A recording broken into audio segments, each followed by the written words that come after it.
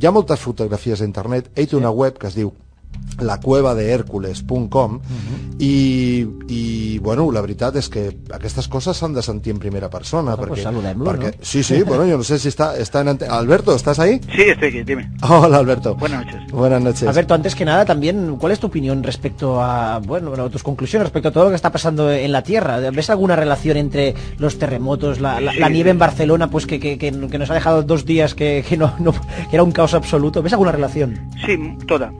Mira, todo en este mundo, todo, en el pasado como en el presente, todo tiene una relación. Quiere decir, no es cosas casuales. Igual que, por ejemplo, si tú ves pirámides en Sudamérica, ves pirámides en Egipto, ves pirámides en Irak, quiere decir, no son cosas individuales, sino que todo este sistema, tanto en el pasado como en el presente, es un puzzle, es una forma de una organización que se mueve a escala mundial. Lo que pasa es que los arqueólogos, ¿sabes?, en el pasado empezaron a teorizar, empezaron a descubrir cosas, empezaron a pensar que eran culturas individuales, pero hoy se dan cuenta que todas están unidas y es una sola organización. Pero algo sobrenatural y sorprendente, porque esto que has comentado ahora de los terremotos, ¿sí?, no son casualidades, no es que ahora precisamente empiecen a ocurrir terremotos por toda la Tierra, sino hay una organización sobrenatural que trabaja, extraterrestre estoy hablando, sí, con el gobierno americano desde la década de los 50, que es a raíz de aquel tiempo en que en Roswell en el 47 se estrellaron ovnis, y poco tiempo después ya tuvieron contacto con el presidente Eisenhower y ya formaron una organización extraterrestre, pero grandísima en la Tierra, no solamente en el Área 51, sino en la Tunguska siberiana. Es decir, están ellos trabajando y manipulando a los gobiernos y a la Tierra entera, pero no es que algo desconocido, sino que no solamente el gobierno americano, muchos gobiernos lo saben. Por eso verás que todas estas cosas las tienen los gobiernos como materia reservada, que es decir, no hablan de ello y prohíben hablar de ello a los militares y gente que tiene información sobre estas cosas sobrenaturales.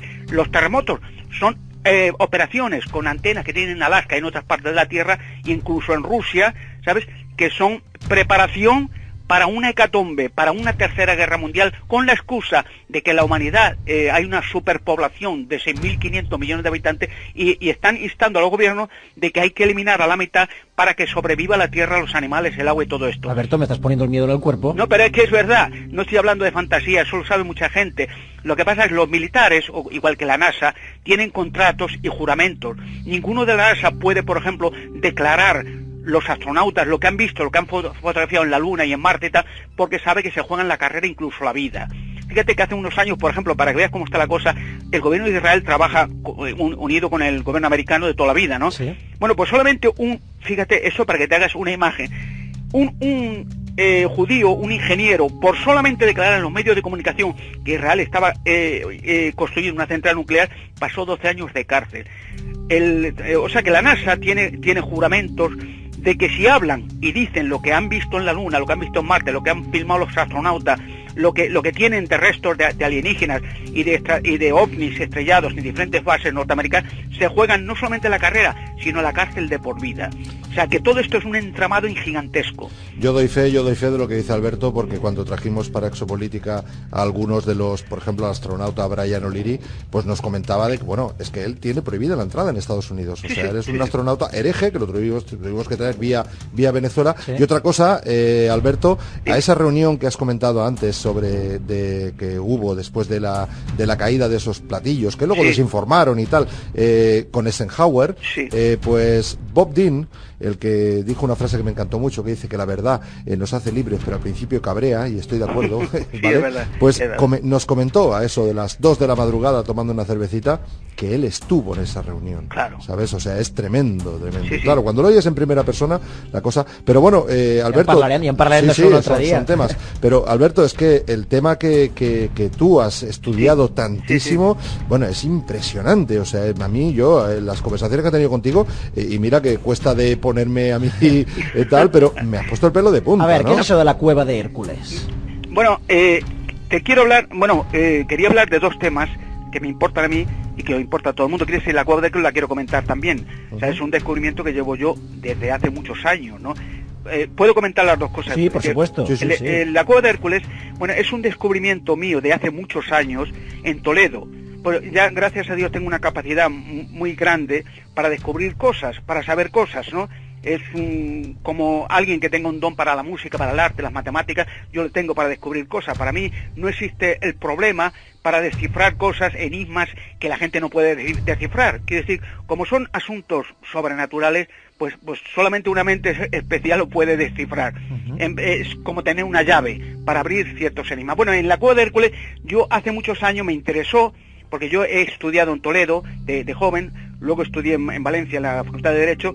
Quiere decir, yo de Toledo, yo conocía Toledo, conocía el entramado. Ya de niño yo ya conocía aquello de la Cueva de Hércules. ¿Sí? Y entonces ya de joven, bueno, ya en Valencia, que estuve viviendo unos años en Valencia, pues me dediqué a hacer viajes a Toledo porque yo conocía la zona. Yo de niño estaba andando por esa zona donde están las entradas a la Cueva de Hércules y sabía que estaban allí las entradas. No comprendía de joven qué era aquello.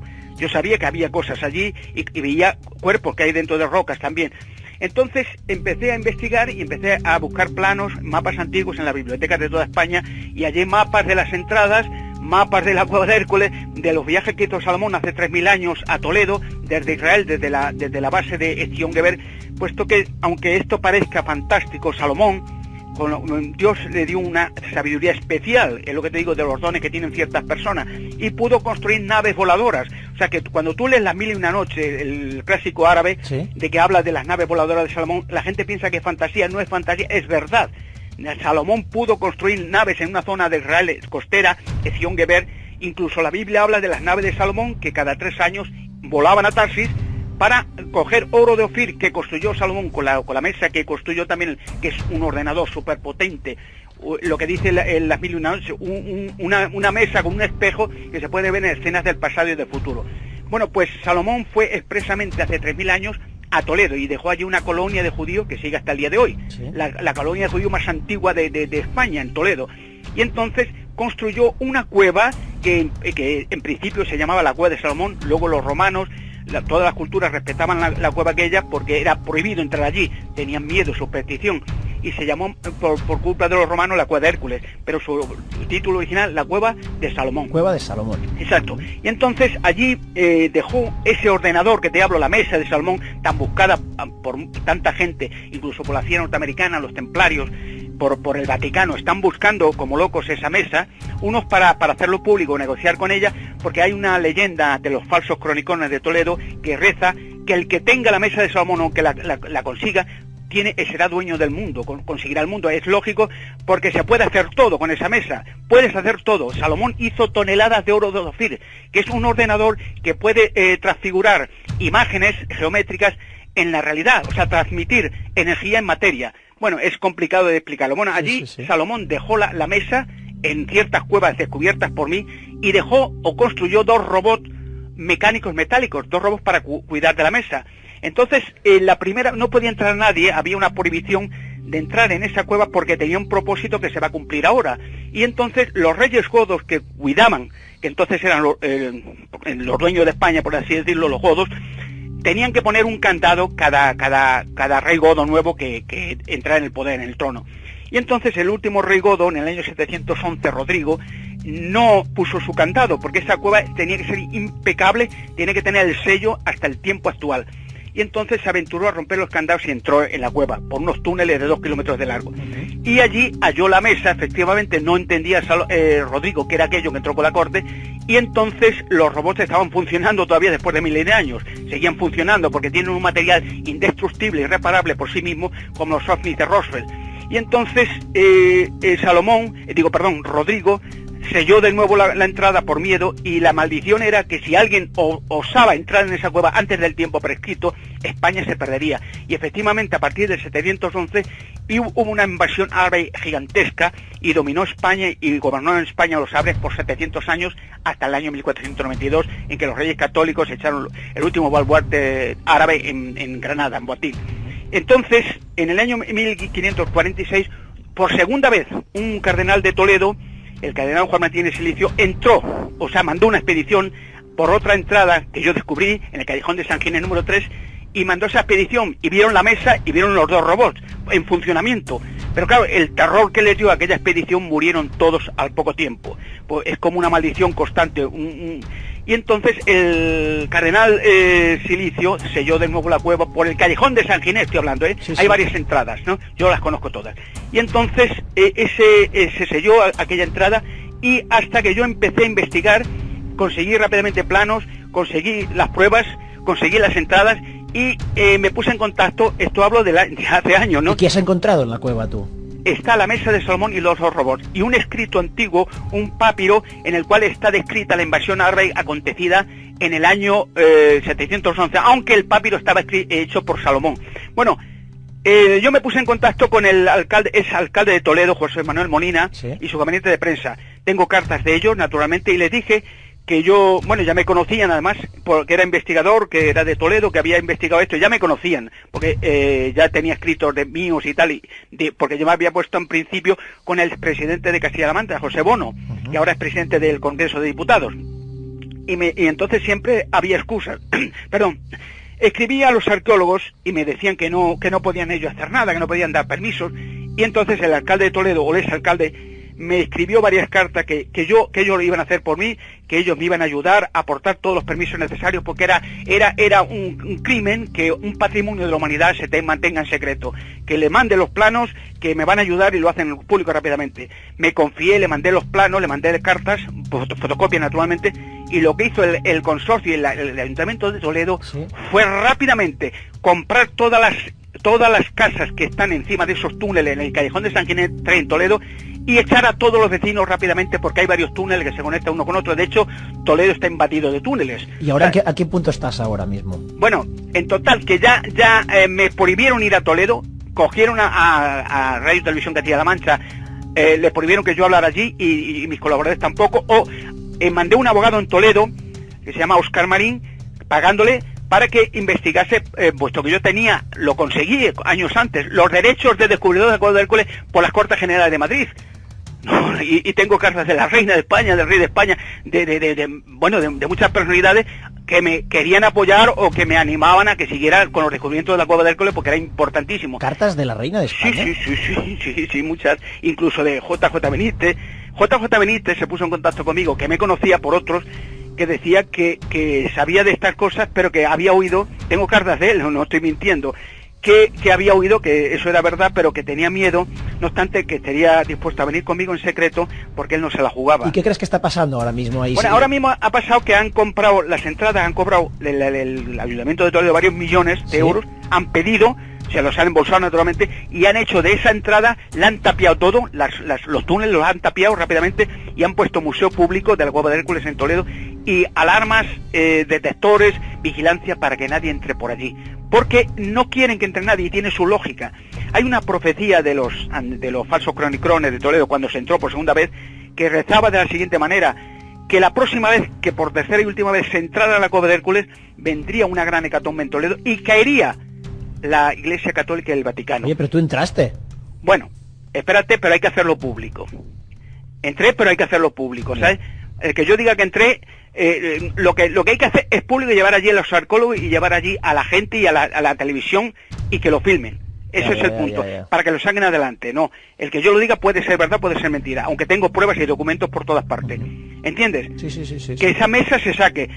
Hace 3 años aproximadamente, o 2 años y medio, que se pusieron en contacto entre ellos los templarios de Toledo, el príncipe de Auvernia, que tiene su residencia en Toledo, esos templarios, ¿no? Y entonces querían trabajar conmigo, porque decían que me querían apoyar, que me ofrecían 1 millón de euros, pero a condición de que les concediera el patrimonio, o sea, el derecho a obtener la mesa de Salomón. Y le dije que esa mesa no era comerciable, que eso no era para hacer un negocio con ella, ni para hacer un ritual místico. Es, por ejemplo, si ahora se descubriera la Arca de Noé en el Monte Ararat, lo único que harían los turcos o la Iglesia Católica, aunque sea hacer un ritual místico, hacer una iglesia y hacer una porquería de un monumento que demuestra que el mundo se inundó hace 4.438 años. El arca la mesa de Salomón tiene su propósito, y es un instrumento increíble, impresionante, que no se puede utilizar, porque lo primero que harían los arqueólogos, lo primero que haría el Vaticano, lo primero que haría la CIA americana es llevárselo. No lo enseñarían nunca, porque montones de cosas, como ha hablado tu compañero ahora, montones de miles de esqueletos de gigantes han aparecido, incluso los Pirineos españoles hace unos años aparecieron varios. esqueletos gigantescos. Vete a buscar tú uno en un museo, a ver si te lo No, ves. seguro que no. Ni uno. Y han aparecido miles en todo el mundo, no en España. Pero si rápidamente que aparece un esqueleto gigantesco, se lo llevan rápidamente. De hecho, te voy a decir una cosa que te va a sorprender. Mira, no te van a dejar pasar, eso seguro, ni te van a dejar investigar aunque lo intentes. Pero fíjate una cosa que te voy a decir, una clave. Lo más famoso, el monumento más famoso en Barcelona, ¿sí?, es la Sagrada Familia, la catedral, sí. Hecho por Gaudí, ¿no? Bueno, pues no te has percatado nunca que en los sótanos o en la cripta de la catedral de la Sagrada Familia hay dólmenes. ¿Lo sabías? No lo sabía. Pues ahora ya lo sabes. Ahora intenta entrar solo y fotografiar esos dólmenes, a ver si te dejan pasar. No te dejan. A ver, a mí, Alberto, lo que más me inquieta de todo este asunto, además, estamos viendo tu otra web, que es albertocanosa.blogspot.com, y a ver, aquí tienes una foto. Yo he visto muchas fotos de gigantes que se han desenterrado y que luego se han censurado y han dicho que era mentira. Y todo esto. Pero esta que tienes aquí nunca la había visto, ¿no? Sí. Entonces, estás diciendo, por ejemplo, que dentro de esos dólmenes, por ejemplo, de la Sagrada Familia, está habiendo esos gigantes, esos Nefilín, Anunnaki, ¿cómo le llamas tú? Y que están en estado latente, Nefilín. Pero tienen forma humana, ¿no? Sí, me parece. Pero no son humanos. Pero quiere decir, son gigantes. Los tienes tú, por ejemplo, si quieres investigar, y te lo digo a modo de anécdota, los puedes encontrar también en la Catedral de Chartres, en los sótanos, que hay dólmenes también, y menires. O en la Catedral de Santiago de España, que hay menires en los sótanos. Allí intenta escarbar, intenta investigar o fotografiar y te dejan pasar. O la Catedral de Notre Dame de París, que también hay dólmenes en su crista. Es decir, hay un montón de catedrales donde, incluso en el monasterio de Montserrat. Al monasterio de Montserrat, esto te va a sorprender y te va a poner los pelos de punta. Pero allí en el monasterio de Montserrat, en los sótanos, hay túneles y hay galerías que van a parar a las piedras peladas de Montserrat. Donde en las piedras peladas de Montserrat hay gigantes también. Madre mía. Pero hablamos de los que están en estado latente. Sí. Bueno, ¿y qué esperan? Bueno, mira, hace 4.438 años aproximadamente, según la historia, hubo un diluvio global. Y hubo un diluvio global porque la Tierra estaba contaminada enteramente. Entonces, estos personajes creadores de los gigantes los metieron dentro de rocas gigantescas artificiales para preservarlos de ese diluvio. Pero a ver, Alberto, dices los personajes creadores de los gigantes. Esto no fue aquello famoso que sale en la Biblia, que viendo los Anunnaki, las mujeres, capítulo 6, versículo 4. Exacto, viendo las mujeres atractivas a sus ojos, pues fornicaron con ella, de ahí salieron ese Sansón, esos son los gigantes, los Nefilín. La palabra Nefilín quiere decir derribadores gigantescos. Vale, entonces no los crearon como tal. Sí, los crearon. Bueno, es que es largo de contar y en una misión... Sí, es difícil. Es difícil. Pero te voy a contar lo que yo quería contar añadido, ya que estamos hablando de los gigantes, porque me interesa esto, ya que vivo yo en Alemania, sobre los gigantes que hay aquí en Alemania. En Essenstein hay unas piedras muy gigantescas. Creo que te he mandado unas fotos. Sí, las he visto, las he visto, ¿no? Bueno, esa zona. Que por cierto, si en vuestro Facebook las pondremos, las pondremos en Facebook. Las ponemos, sí. Sí, pues mira, en estas piedras, Essenstein, en alemán, bueno, en español traducido, piedras traídas de las estrellas. Bueno, en estas rocas hay cuerpos también de extraterrestres.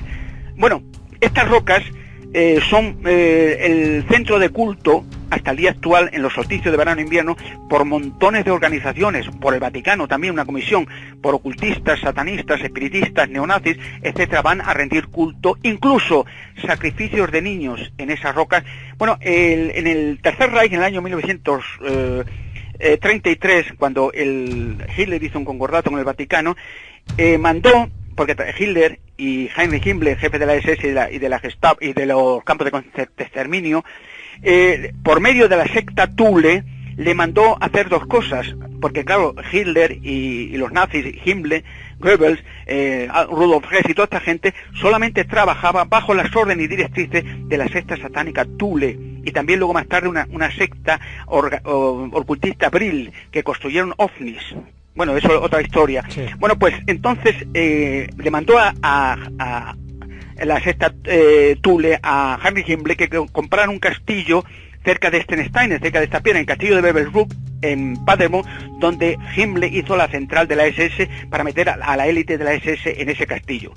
Bueno, de ese castillo todos los días Himmler iba a visitar, que eso está a unos 40 kilómetros aproximadamente de Paderborn, las piedras de Stenstein, porque les habían dicho, por medios ocultistas, que allí estaban los dioses normandos, los dioses de la antigüedad, que estaban esperando su salida, y eso es lo que Hitler esperaba y los nazis, que ellos dominarían el mundo y ellos volverían otra vez a rendir culto a los dioses normandos. Entonces mandó restaurar aquellas piedras y hacer de ellas, las piedras de Stenstein, el centro de culto para toda la raza aria.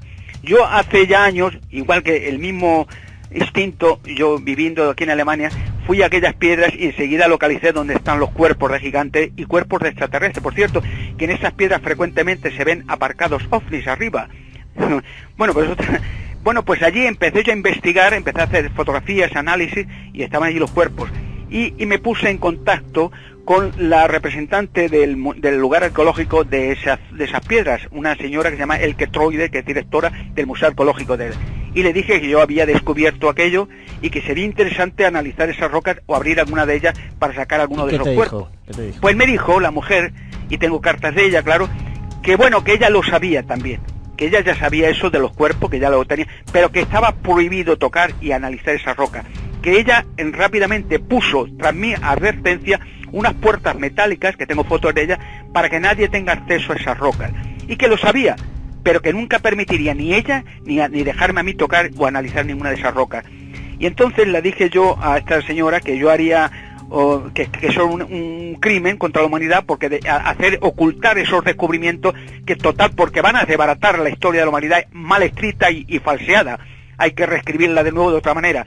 Y entonces me dijo que yo le dije que iría a los periódicos más populares de Alemania, Stern, Die Zeit, Lipizzaner, todos los más populares, y me quejaría, escribiría cartas para que vengan periodistas a ver esa zona. Y me dijo, sonriendo, esta directora, que no perdiera el tiempo, porque los periódicos alemanes, como los medios de comunicación, están sobreavisados y están advertidos, y nunca, jamás harían noticia de esto por mucha carta que escriba.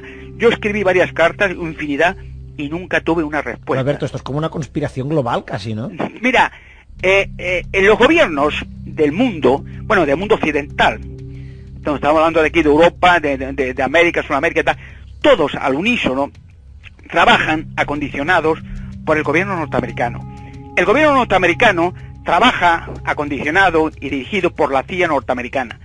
La CIA norteamericana trabaja y es financiada por los Rockefeller, los Rothschild, por los Illuminati, por el grupo Bilderberg, que son la clase más rica y gobernante del mundo. Sí. Y todos, a su vez, trabajan y son dirigidos y organizados por los extraterrestres que desde el año 50 están instalados en Nevada, en el Área 51, y donde tienen una base subterránea, y desde allí están dirigiendo el mundo entero. Y hay otra base en Rusia, en la Tunguska siberiana, en la zona de Kole, que se llama, donde en el año 1908 hubo una invasión gigantesca y se instalaron en esas bases rusas de la región de Kole. Y eso lo saben los norteamericanos, la CIA, lo sabe todo el mundo. Pero claro, hicieron un acuerdo los extraterrestres de que querían ayudar al mundo porque el mundo ya estaba congestionado, y que ellos que nos habían visitado desde hace ya miles de años, y que ellos estaban dispuestos a trabajar y ayudar a la humanidad por medios tecnológicos para que pudiera subsistir, porque el agua se estaba acabando, el aire se está contaminando y bueno, no había comida para todos, etcétera, esa historia de siempre. Pero que a cambio de silencio, porque ellos no podían sobrevivir a la luz del sol y tenían que vivir en bases subterráneas. Y desde entonces, con la excusa de que le daban tecnología, porque a raíz del año 47 o el año 50 es cuando empezó el láser, las computadoras, los ordenadores, la electrónica, o sea, pero todo eso viene de experimentos y de análisis extraterrestre, no viene por la mente humana, no ha avanzado de la noche a la mañana en miles de años en burro y en pocos años a la luna, ¿sabes? Bueno, mucha tela para cortar i esa seria aquí, però de verdad que Déu-n'hi-do, que té informació per donar i per vendre, Documentado está, desde luego, documentado está. Alberto Canosa, es que no tenemos más tiempo en la sección, que llevamos media hora, pero que gracias por el testimonio, gracias de verdad. A vosotros. Alberto, mil gracias igualmente de mi parte y bueno, esperamos tenerte prontito en España y que nos cuentes todo esto con un poco más de detalle, ¿no? Y con fotografías. Lo que me interesa es a ver si puedo conseguir que los medios de comunicación vayan conmigo a la Cueva de Hércules. Eso es lo que hace falta. Bueno, yo por mi parte lo que puedo hacer en mi mano está, ya lo sabes. Bien, Miguel. Gràcies, Alberto. Gràcies, Alberto. Gràcies. Doncs escolta'm, ja posarem les fotos en el Facebook del No Són Hores perquè la gent opini i que arribi a les seves pròpies conclusions, evidentment, que això tremendo, ja l'has vist, no? La història, clar, el problema, clar, a vegades és quan